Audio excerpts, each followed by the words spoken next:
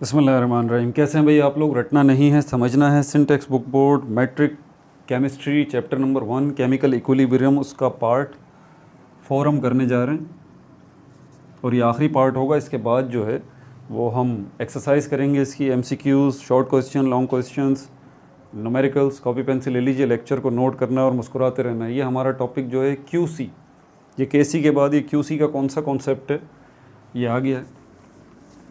पिछला पार्ट अगर देखना है आपको तो यहीं पे देखें, ऊपर आपको लिंक शो हो जाएगा पिछले पार्ट के लिए, ठीक है।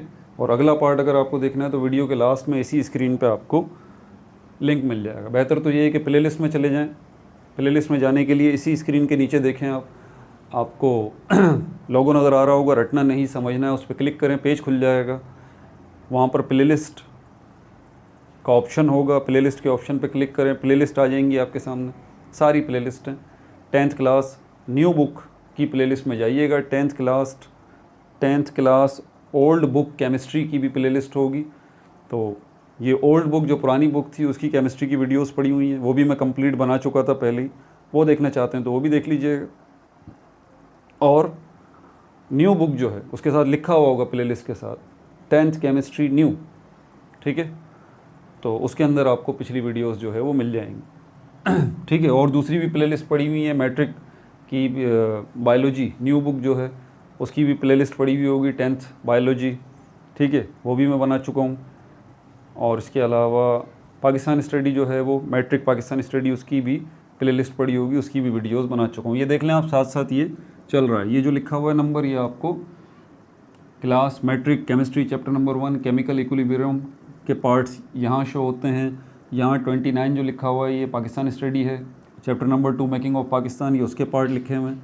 ये पार्ट 11 जो है ये सेकंड ईयर फिज़िक्स चल रही है, न्यू बुक जो आई है इस साल की, चैप्टर नंबर 19 इलेक्ट्रोमैग्नेटिक इंडक्शन, उसका पार्ट 11 ये लिखा हुआ है। तो 3 चक्कर चल रहे हैं अभी, 3 जो है ना डेली के हिसाब से लगभग आपको 3 वीडियोस मिल ही जाती हैं।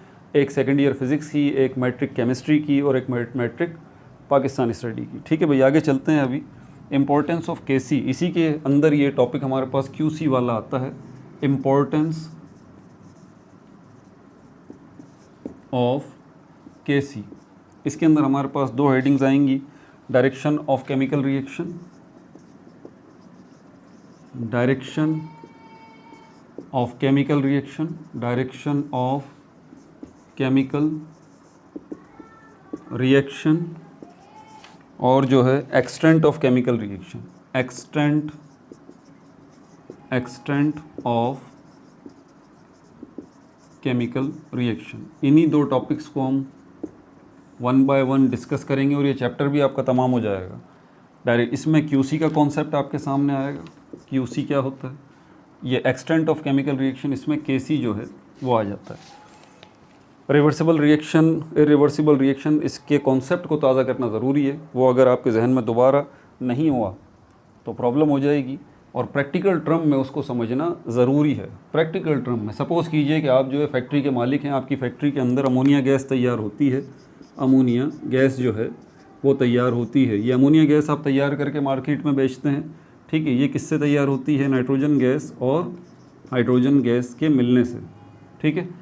तो आप प्लांट में खड़े हुए हैं, वहाँ पर दीवार के पे एक चार्ट लगा हुआ है जहाँ पर केसी की वैल्यू लिखी हुई है, इसकी केसी की वैल्यू इसकी लिखी हुई है 8।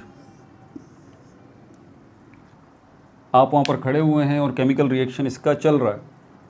अभी केमिकल इक्विलिब्रियम इस्टेब्लिश होने में टाइम है जी, अभी केमिकल इक्विलिब्रियम इस्टेब्लिश होने में टाइम है, अभी डायनामिक इक्विलिब्रियम इस्टेब्लिश होने में टाइम है। आप खड़े हुए वेट कर रहे हैं, केमिकल रिएक्शन जारी है।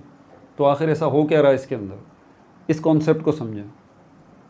स्टार्टिंग में तो कुछ भी नहीं हुआ। स्टार्टिंग में आपने जो है मिसाल के तौर पर ये 100 किलो जो है वो नाइट्रोजन गैस ली थी और 500 किलो जो है वो आपने हाइड्रोजन गैस ली थी। तो अभी केमिकल रिएक्शन शुरू ही नहीं हुआ, केमिकल रिएक्शन अभी शुरू ही नहीं हुआ। तो यहाँ पर क्या होगा, 0 किलो अमोनिया। अब फिर इनका केमिकल रिएक्शन जब शुरू होगा तो उसके बाद क्या होगा, यहाँ से और यहाँ से नाइट्रोजन गैस कुछ निकलेगी, 10 किलो यहाँ से नाइट्रोजन गैस निकली है, तो यहाँ से 50 किलो जो है वो हाइड्रोजन गैस निकली है, इन्होंने आपस में रिएक्ट किया है, और ये 70 किलो जो है वो इन्होंने बना लिया क्या, अमोनिया। 70 किलो इन्होंने बना लिया अमोनिया। 10 किलो और निकली आगे से, 50 किलो यहाँ से और निकली, तो ये कितना हो गया, 140 किलो अमोनिया बन गया है। अभी 10 किलो यहाँ से और निकली है और 50 किलो और निकली है, और उसके बाद कितना हो गया, 60 और मिला लीजिए। सॉरी यार, केमिकल कैलकुलेशन मिस्टेक, 120। 10 किलो निकल रहा है ना नाइट्रोजन गैस, 10 किलो और ये 50 किलो, तो 60 किलो बना। उसके बाद जो है 10 किलो 50 किलो मज़ीद बना, तो 120 किलो हो गया। 10 किलो 50 किलो मज़ीद बना तो कितना हो गया, 180 किलो। अब देखें यहाँ पर भी कम होती जा रही है ना, अगर यहाँ पर टोटल आप देखें इसका, तो ये 600 किलो है, 600 किलो है। और इसी तरह ये सिस्टम चलता रहा चलता रहा चलता रहा, और आगे चल के अब यहाँ पर लगभग ये 500 किलो जो है, 500 किलो अमोनिया बन गई, 500 किलो अमोनिया बन गई। तो यहाँ पर नाइट्रोजन गैस और हाइड्रोजन गैस कितनी बची होगी, यहाँ पर हम इसका निकाल लें तो ये लगभग कोई 20 किलो बच गई होगी। ठीक है, 20 किलो अंदाज़ा कर लेते हैं। 100 किलो में से कितनी बच गई, ये बच गई कोई 10 किलो, 10 किलो ये बच गई। ये 500 किलो में से कितनी बच गई, ये कोई 100 किलो बच गई, 90 किलो बच गई। हाँ, अब मामला बराबर हो जाएगा। टोटल 600 किलो है ना, टोटल 600 किलो है। 100 किलो और 500 किलो टोटल 600 किलो। अब ये 10 किलो बच गई आपकी नाइट्रोजन गैस, और ये 90 किलो आपकी हाइड्रोजन गैस बच गई। मतलब ओवरऑल टोटल अगर यहाँ पे देखें तो टोटल 100 किलो जो है वो आपकी बची हुई है, दोनों ये मिला के, नाइट्रोजन और हाइड्रोजन। अमोनिया कितनी बन गई, 500 बन गई, 500 बन गई। क्योंकि ये रिवर्सिबल रिएक्शन है, इसलिए अभी इक्विलिब्रियम एस्टेब्लिश नहीं हुआ है, अभी इसमें टाइम लगेगा। अब रिवर्स मामला शुरू हो जाएगा, फॉरवर्ड मामला हो गया, अब रिवर्स होगा। अब यहाँ से रिवर्स होना शुरू हो जाएगा। ये जो है वो अमोनिया दोबारा से नाइट्रोजन और हाइड्रोजन गैस बनानी शुरू कर दी। अभी रिवर्स नहीं हुआ था, अभी सिर्फ फॉरवर्ड ही चल रहा था। नाइट्रोजन और हाइड्रोजन से अमोनिया बन रही थी, बन रही थी, बन रही थी। जब ये 500 किलो लगभग हो गई तो अब रिवर्स मामला शुरू हो गया। अब यहाँ से यहाँ पर बनना, इसने दोबारा रिवर्स होना शुरू हो गया।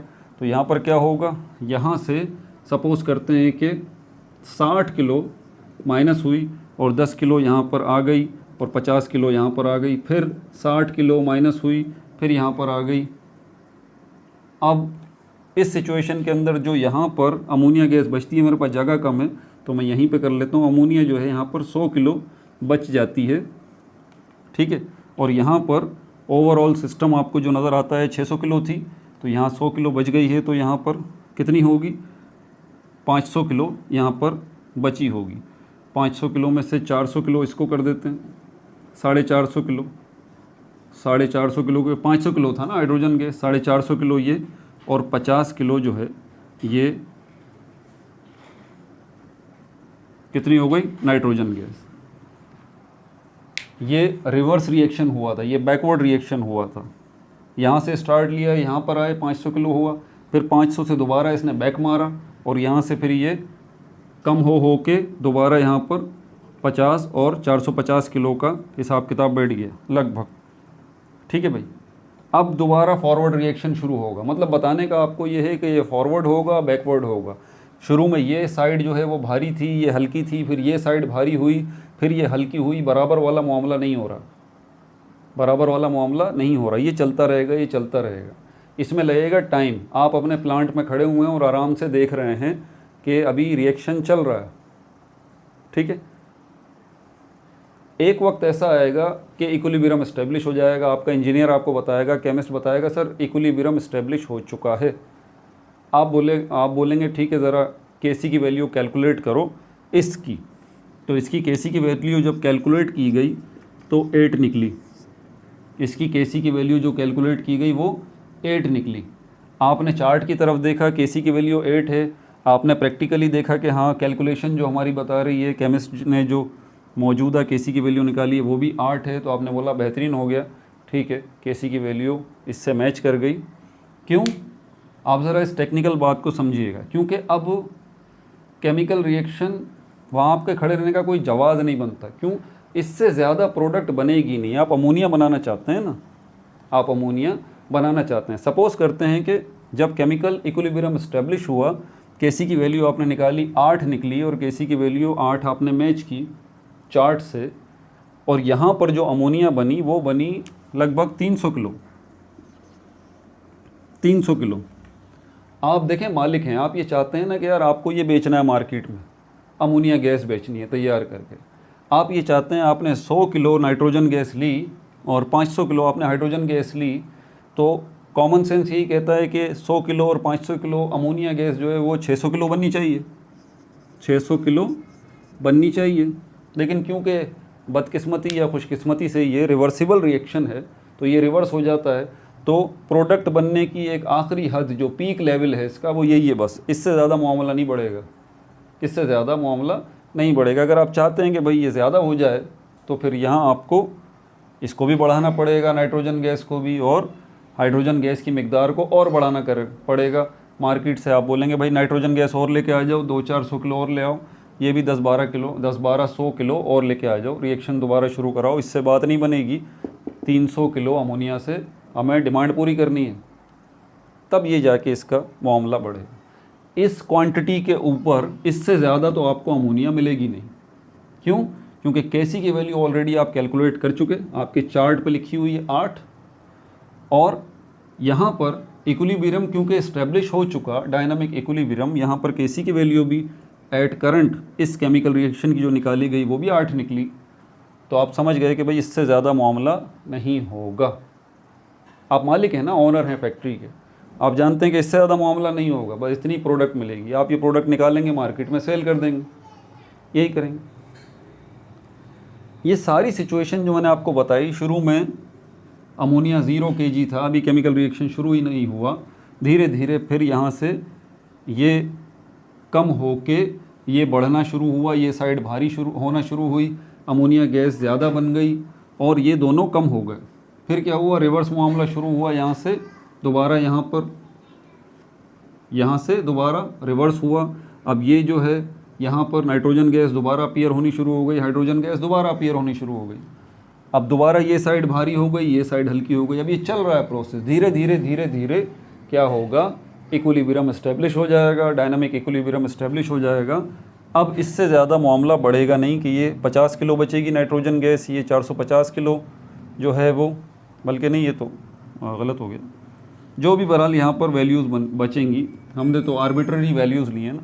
तो अमोनिया 300 किलो यहाँ पर मौजूद है, तो फाइनली नाइट्रोजन गैस कितनी बच जाएगी, टोटल 600 किलो थी, तो हम इसको ये कर लेते हैं कि ये 50 किलो बचेगी और ये कितनी हो जाएगी, ये 250 किलो।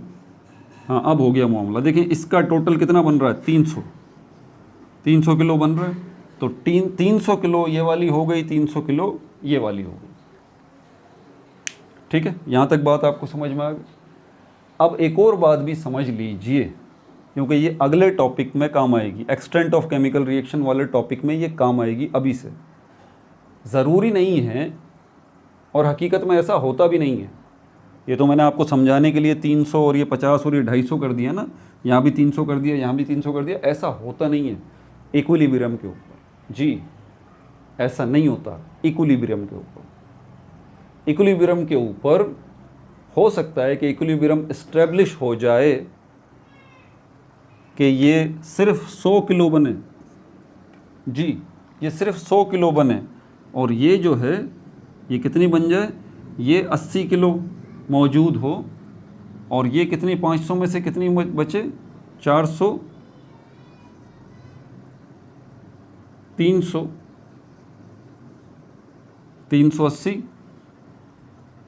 400 कर लेते हैं, 480, 480, 420 कर लेते हैं, 420, तो 420 और 80, ठीक है, सही हो गया, बराबर हो गया मामला। अरे क्या है यार, बराबर करना है, 400 600 पूरा करना है यहाँ पर, 100 किलो यहाँ आ गया, 500 में से बैलेंस करना है, हाँ 80, हाँ 500 वाला मामला बराबर हो गया, ये 500 किलो यहाँ पर बच गए। आप बोल रहे होंगे इक्विलिब्रियम इस्टेब्लिश नहीं हुआ, नहीं नहीं है, ज़रूरी नहीं है, ये यही मसला है, ये ज़रूरी नहीं है। हो सकता है यहाँ पर अमाउंट आपको अनइक्वल नज़र आ रहा हो, ये प्रोडक्ट इतनी ही बने और रिएक्टेंट इतना ही भारी हो, 500 किलो दोनों का जमा करके बच जाए, ये भी हो सकता है। ये भी हो सकता है कि इतनी ही बने। कुछ केमिकल रिएक्शंस ऐसे भी होते हैं कि जब इक्विलिब्रियम एस्टेब्लिश हो जाता है वो बहुत थोड़ी प्रोडक्ट शो कर रहे होते हैं, ठीक है। और कुछ केमिकल रिएक्शन ऐसे होते हैं जो बहुत भारी प्रोडक्ट शो कर रहे होते हैं, बहुत कम जो है वो रिएक्टेंट शो कर रहे होते हैं। किसके ऊपर? एट इक्विलिब्रियम, जब इक्विलिब्रियम एस्टेब्लिश हो जाता है तो। ये बात ध्यान में रखिए। और कुछ रिएक्शंस ऐसे होते हैं जिनमें 50-50 का ही मामला होता है और इक्विलिब्रियम एस्टेब्लिश हो चुका होता है। तो बराबरी वाले मामले पे मत जाइएगा, ठीक है, क्योंकि यहाँ जो बराबरी का मामला है ना दोनों में, वो है रेशियो का। आप रेशियो के वर्ड को समझें, शेयर, हिस्सा।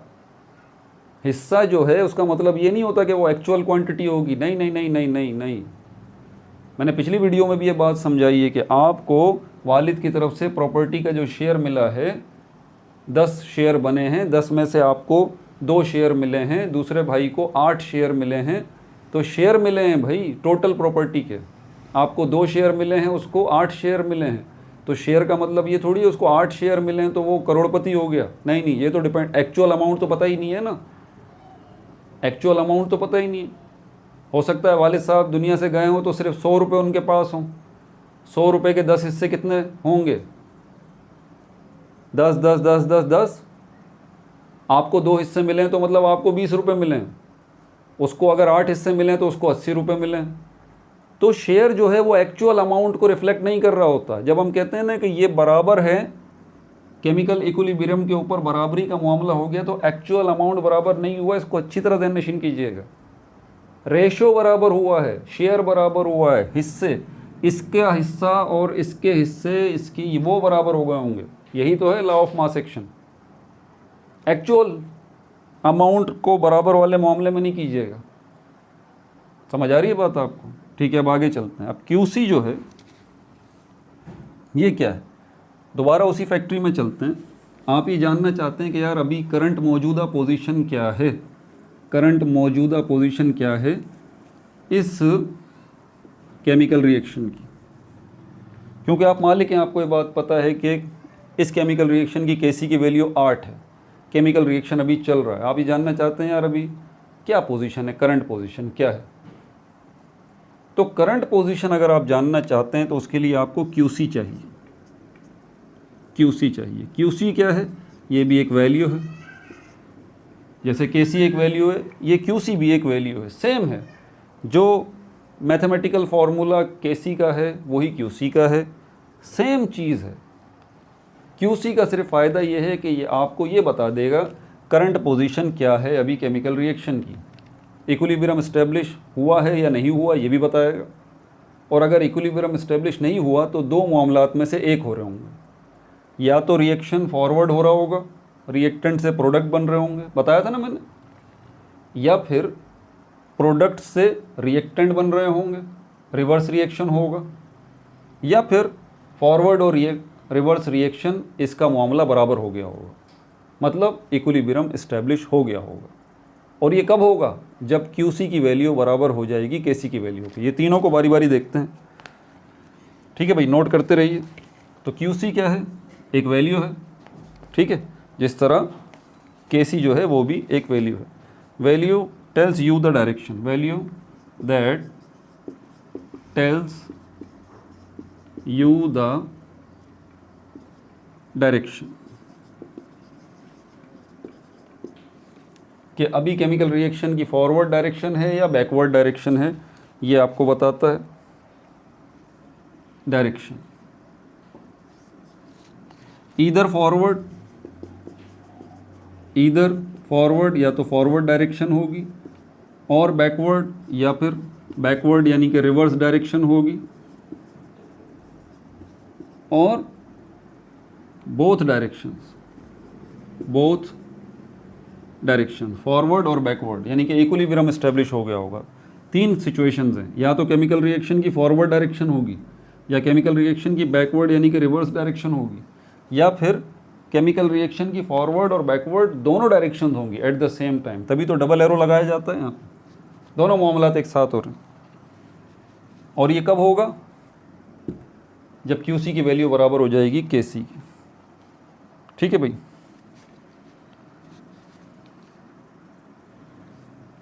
रेशो सेम एज, ये भी रेशो ही है, क्यूसी भी रेशो ही है, same as KC, same as KC, same mathematical formula, same formula,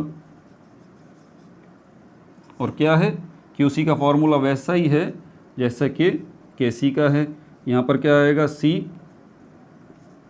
यहाँ पर क्या आएगा सी, यहाँ पर क्या आएगा डी, सी के ऊपर छोटा सा सी बनेगा, डी के ऊपर छोटा सा डी बनेगा। ये रिएक्टेंट के लिए है छोटा सा ए, और ये प्रोडक्ट के लिए, ये दूसरा रिएक्टेंट के लिए छोटा सा बी।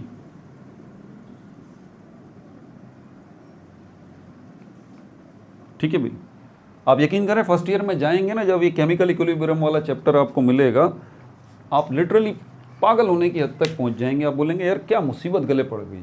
इसीलिए अभी समझ लें इसको, अभी इस पे मेहनत कर लें आप। ठीक है, तो वही केमिकल फार्मूला है, ये देखें, वही मैथमेटिकल फार्मूला है जो कि केसी का है। ठीक हो गया भाई। अब यहाँ पर अगला स्टेप, ये नोट कर लिया आपने, नोट करें फिर, कंपेयर करना पड़ेगा। दोबारा अपने आप को उसी जगह पे लेके जाएं, फैक्ट्री में जहाँ आप खड़े हुए हैं। ठीक है, आप अपने असिस्टेंट को बोलते हैं, लैब असिस्टेंट को, केमिस्ट को बोलते हैं भाई करंट पोजीशन बताओ ज़रा अभी केमिकल रिएक्शन की क्या है। आप जहाँ खड़े हुए हैं उसी जगह पर दीवार पे क्या लगा हुआ है, चार्ट लगा हुआ है, इस केमिकल रिएक्शन की केसी की वैल्यू 8 लिखी हुई है वहाँ पर। अब आप ये जानना चाहते हैं कि अभी करंट केसी की वैल्यू क्या निकलेगी, यानी कि क्यूसी की वैल्यू क्या होगी। यही तो प्रॉब्लम है कि क्यूसी जो है वो आपको मौजूदा हालत बताती है केमिकल रिएक्शन की। ठीक है, comparing QC and KC, comparing QC and KC, adding डाल लो, comparing QC and KC. 3 cases हैं आपकी बुक के अंदर, तो वो पहला इक्वल वाला रखा है, उसको बाद में देखेंगे। पहला केस जो है इसमें क्यूसी जो है वो लेस देन है केसी के। मिसाल के तौर पर आपने बोला भाई ज़रा करंट पोजीशन इसकी देखो, केमिस्ट जो है वो फॉर्मूला वही अप्लाई करेगा केसी वाला ही, लेकिन वो असल में क्यूसी होगा। तो उसने फार्मूला अप्लाई किया और केसी की वैल्यू उसने बताई 4, क्यूसी की वैल्यू उसने आपको बताई, उसने केसी की वैल्यू बताई जो कि एक्चुअली क्यूसी की वैल्यू है। तो क्यूसी की वैल्यू आ गई आपके पास 4, केमिस्ट ने बताया। अब आप देख रहे हैं चार्ट से टैली कर रहे हैं कि केसी की वैल्यू 8 है, अभी जो करंट पोजीशन पता चली है क्यूसी की वैल्यू 4 है। तो क्यूसी की वैल्यू 4 है, तो इससे आपने डायरेक्शन आपको क्या पता चली कि इस वक्त रिएक्टेंट से प्रोडक्ट की तरफ डायरेक्शन है या प्रोडक्ट से रिएक्टेंट की तरफ है, यानी कि फॉरवर्ड डायरेक्शन है या रिवर्स डायरेक्शन है। ठीक है, तो ये जब ऐसा होगा क्यूसी की वैल्यू छोटी होगी, क्यूसी इज़ लेस देन केसी, तो इससे रिजल्ट क्या निकलेगा, इसका मतलब ये है रिजल्ट इससे क्या निकलेगा, इससे रिजल्ट ये निकलेगा कि प्रोडक्ट इज़ लेस, प्रोडक्ट जो है वो कम है, प्रोडक्ट इज़ लेस, प्रोडक्ट जो है अभी कम है, रिएक्टेंट जो है वो ज़्यादा है, रिएक्टेंट इज़ मोर। और यहाँ रिएक्टेंट अगर ज़्यादा हो प्रोडक्ट कम हो तो फिर ऑब्वियस सी बात है यहाँ से मामला यहाँ की तरफ जाएगा। ठीक है, और आप क्या निकालेंगे, हैंस रिएक्शन कौन सा होगा, फॉरवर्ड रिएक्शन, फॉरवर्ड रिएक्शन।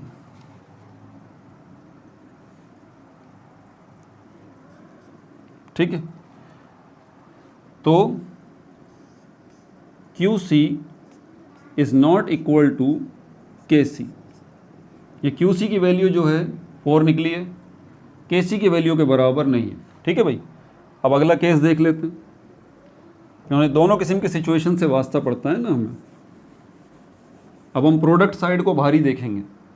अब आपने बोला का, अब थोड़ी देर और गुजर गई, आपने बोला केमिस्ट को भाई चेक करो ज़रा अभी क्या पोजीशन है, तो वो चेक करता है तो 15 KC की वैल्यू उसके पास आती है। अब ये QC की वैल्यू आपकी कैलकुलेटेड वैल्यू से ज़्यादा है, 15 है, तो यहाँ पर दूसरा मामला होगा,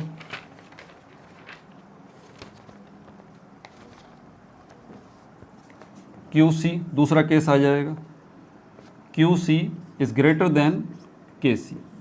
ऐसा होगा तो इसका क्या मतलब है, मीन्स मोर प्रोडक्ट, अभी प्रोडक्ट ज़्यादा है, मोर प्रोडक्ट। अब प्रोडक्ट जो है, प्रोडक्ट साइड जो है, प्रोडक्ट साइड भारी है, और लेस रिएक्टेंट, रिएक्टेंट की साइड हल्की है, रिएक्टेंट कम है। तो ऑब्वियस सी बात है अब रिवर्स मामला शुरू होगा, रिवर्स बैकवर्ड मामला शुरू होगा, प्रोडक्ट से रिएक्टेंट बनने का अमल जो है वो शुरू होगा। क्या होगा? रिवर्स रिएक्शन, रिवर्स रिएक्शन हो। ठीक है भाई। और यहाँ पर भी Kc जो है is not equal to Qc जो है is not equal to Kc।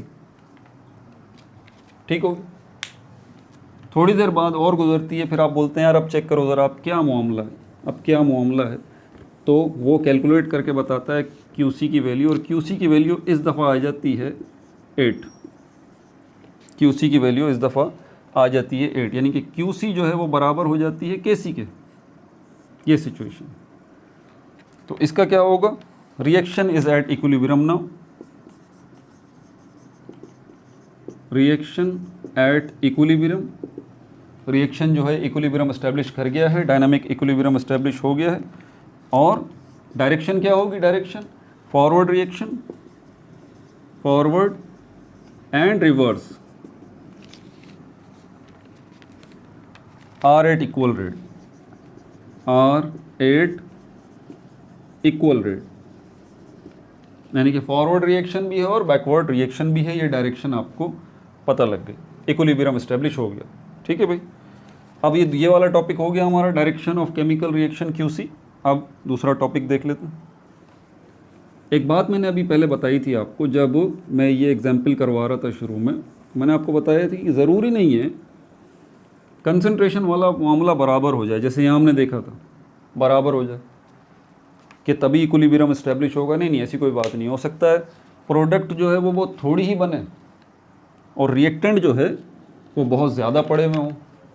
Chemical reactions की हज़ारों किस्में हैं ना, रिवर्सिबल केमिकल रिएक्शंस की बताया था मैंने। कुछ केमिकल रिएक्शंस जो हैं वो ऐसे होते हैं जिसमें इक्विलिब्रियम जब एस्टेब्लिश होता है तो प्रोडक्ट साइड भारी होती है, रिएक्टेंट साइड कम होती है।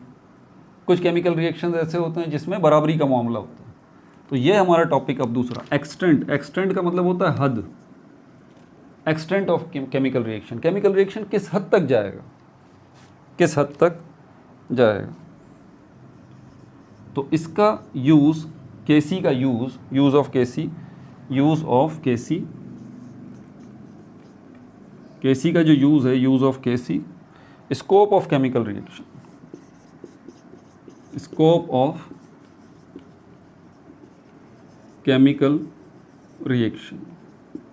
स्कोप का मतलब होता है वुसअत, कितना वसी है केमिकल रिएक्शन, कितनी हद है उसकी। ठीक है। नहीं समझ में आई? अभी समझ में आ जाएगी बात। इसमें भी 3 केसेस हैं हमारे पास, इसमें भी हमारे पास 3 केसेस हैं। Kc इज़ वेरी स्मॉल, या तो Kc की वैल्यू जो है बहुत छोटी है आपके पास, Kc इज़ वेरी स्मॉल, ये फर्स्ट केस है।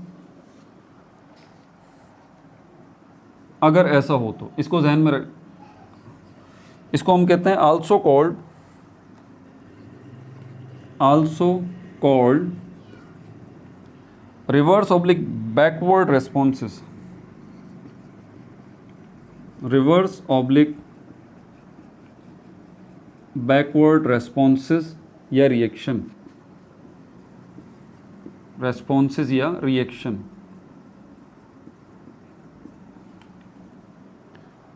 अगर Kc की वैल्यू बहुत छोटी है तो इसको ये भी कहा जाता है कि ये रिवर्स या बैकवर्ड रेस्पॉन्सेज या रिएक्शन है। ध्यान से मेरी बात सुनिएगा ज़रा, ठीक है। इसका मतलब क्या है? मीन्स इसका मतलब क्या है? मीन्स इसका मतलब है maximum reactant concentration, maximum reactant concentration, कि इस केमिकल रिएक्शन में जो रिएक्टेंट की कंसंट्रेशन है इस वक्त बहुत ज़्यादा है। इक्विलिब्रियम एस्टेब्लिश हो चुका है, ये बात याद रखिए। इक्विलिब्रियम एस्टेब्लिश हो चुका है लेकिन रिएक्टेंट की कंसंट्रेशन बहुत ज़्यादा है। ठीक है। And minimum product concentration, and minimum product concentration, product concentration, और प्रोडक्ट कंसंट्रेशन जो है वो बहुत कम है, इक्विलिब्रियम एस्टेब्लिश हो गया है, याद रहे। तो यहाँ रिएक्टेंट बहुत ज़्यादा है और प्रोडक्ट जो है वो बहुत कम है, तो ये प्रोडक्ट सीकर है। इसी मुनासबत से इसका नाम रखा जाता है क्या, इसको कहा जाता है जब केसी की वैल्यू बहुत छोटी हो। इसकी एग्जांपल अभी देता हूँ आपको। आल्सो कॉल्ड रिवर्स या बैकवर्ड रेस्पॉन्सेज या रिएक्शन, इसको ये भी नाम दिया जाता है। उल्टा मामला है यहाँ, रिएक्टेंट साइड भारी है, प्रोडक्ट साइड बहुत हल्की है, तो इसको इससे याद किया जाता है कि प्रोडक्ट साइड जो है वो हल्की है, इसको बैकवर्ड रेस्पॉन्सेज का नाम दिया जाता है। एग्जाम्पल इसकी देखें, एग्जाम्पल इसको हटा दूं अमोनिया वाले को, अब इसकी ज़रूरत नहीं है।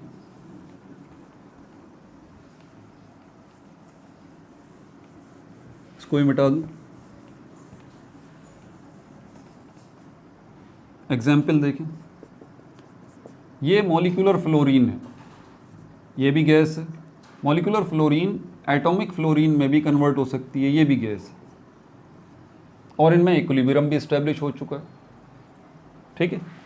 लेकिन यहाँ पर बहुत ज़्यादा तादाद में रिएक्टेंट फ्लोरीन मॉलिक्यूलर फॉर्म में मौजूद होती है और बहुत थोड़ी मिकदार में जो है वो एटॉमिक फ्लोरीन गैस जो है वो मौजूद होती है, ठीक है भाई। उसकी वजह ये कि एटॉमिक फ्लोरीन गैस जो है जब बनेगी तो बहुत थोड़ी देर तक ये अपने आप को कायम रख सकेगी, फ़ौरन मिलेंगे ये फ्लोरीन के एटम्स और मॉलिक्यूलर क्लोरीन बना लेंगे, ठीक है। अब हमें यहाँ पर केमिकल इक्विलिब्रियम एस्टेब्लिश हो चुका है। केसी की वैल्यू जो मिलेगी वो केसी मिलेगी। यहाँ पर क्या कहा है मैंने, केसी इज़ वेरी स्मॉल, केसी की वैल्यू बहुत छोटी मिलेगी, ठीक है। ये लिख लीजिए, केसी की वैल्यू मिसाल के तौर पर इसकी है 7.4 into 10⁻⁻13 at 227 degree centigrade, at 227 degree centigrade KC की वैल्यू ये। अब साइंटिफिक नोटेशन में उल्टा सिस्टम होता है। साइंटिफिक नोटेशन में 10⁻⁻, ऊपर अगर माइनस में पावर हो तो इसका मतलब ये बहुत छोटा अमाउंट है, बहुत ज़्यादा छोटा अमाउंट। -13 का मतलब ये है कि बहुत ही कलील मिकदार है, बहुत स्केर्स क्वांटिटी है, ठीक है। तो ये केसी की वैल्यू बहुत छोटी है। अच्छा, दूसरा हमारे पास KC is very large, KC is very large, अगर केसी की वैल्यू जो है वो बहुत ज़्यादा बड़ी है, इसको हम कहते हैं वर्चुअली कंप्लीट हो गया ये मोमेंट, वर्चुअली कंप्लीट हो गया। कंप्लीट किस सेंस में, कंप्लीट किस सेंस में, chemical reaction, reversible chemical reactions complete तो होते नहीं हैं। इसको कंप्लीट किस सेंस में कहा जाता है, क्योंकि आप क्या चाहते हैं भाई कि रिवर्सिबल रिएक्शन के अंदर आपको प्रोडक्ट ज़्यादा से ज़्यादा मिले ना। हाँ, ये वो केमिकल रिएक्शन है जिसके अंदर प्रोडक्ट ज़्यादा से ज़्यादा मिलेगी आपको एट इक्विलिब्रियम, ये बात मत भूलिएगा। इक्विलिब्रियम भी इस्टेब्लिश होगा लेकिन प्रोडक्ट वाली साइड बहुत ज़्यादा भारी होगी, तो आप इस पर मुतमईन होंगे, आप इसको वर्चुअली कंप्लीट कंसीडर करेंगे। जबकि इस वाले को जिसमें केसी की वैल्यू बहुत छोटी आ रही है, प्रोडक्ट ना होने के बराबर है, तो आप बोलेंगे यार ये कंप्लीट, आप इसको इनकम्प्लीट ट्रीट करेंगे। समझ में आ गई बात, मकसद पूरा नहीं हो रहा ना आपका।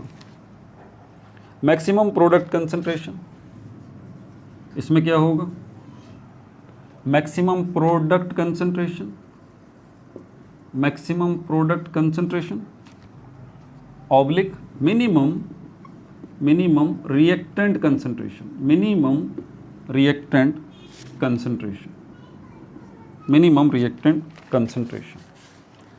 इसको क्या कहा जाता है, आल्सो कॉल्ड, इसको फॉरवर्ड रिएक्शन कहा जाता है। फॉरवर्ड रिएक्शन किस सेंस में फॉरवर्ड रिएक्शन कहा जाता है कि फॉरवर्ड रिएक्शन इतना ज़्यादा हुआ है कि प्रोडक्ट बहुत ज़्यादा बन गई, इस सेंस में इसको कहा जाता है कि रिएक्शन फॉरवर्ड रिएक्शन हुआ, ठीक है। इसकी एग्जांपल,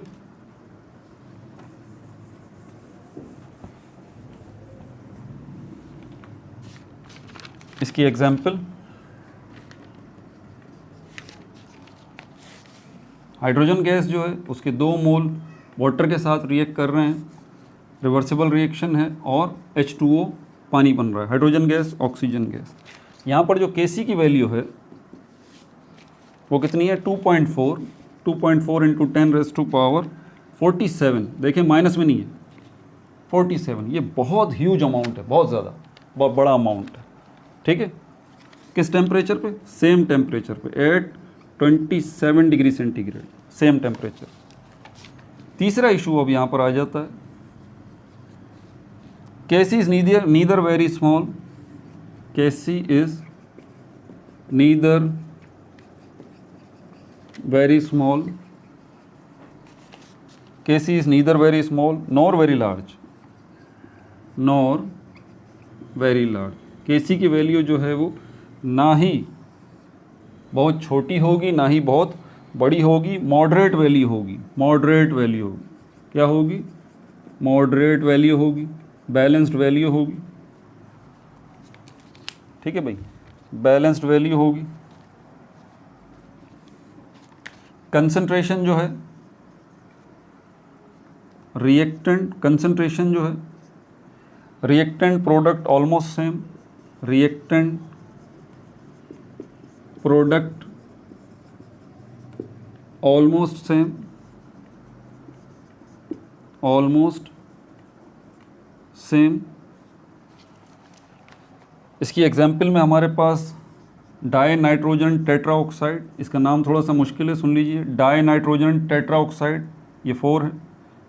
ठीक है, इससे नाइट्रोजन डाइऑक्साइड बन रही है, नाइट्रोजन डाइऑक्साइड बन रही है। Kc की वैल्यू यहाँ पर है 0.36 at 25 degree centigrade, at 25 degree centigrade. अब आप बोल रहे होंगे यार ये बराबर वाली वैल्यू है 0.36, और भाई यहाँ अगर पावर में मामला हो ना तो यहाँ दो केसेस आ जाते हैं। पावर अगर पॉजिटिव हो तो बहुत बड़ी वैल्यू है, पावर अगर नेगेटिव हो तो बहुत छोटी वैल्यू है, और पावर अगर ना हो तो फिर ये बैलेंस्ड वैल्यू है।